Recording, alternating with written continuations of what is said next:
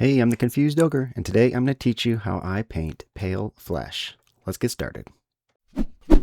Let's paint. Okay, the base color I use for pale flesh is this Iron Rock's skin.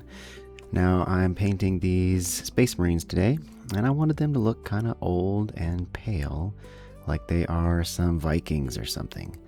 So, 2 thin coats, make sure you get all of the skin covered.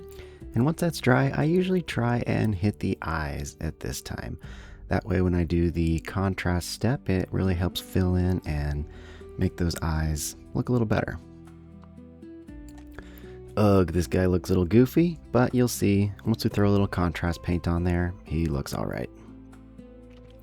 For the contrast paint, I'm using Dark Oath Flesh. This goes really well with this Iron Rock skin for that pale skin effect. Thin down your contrast and work it around till you get the desired tone that you want.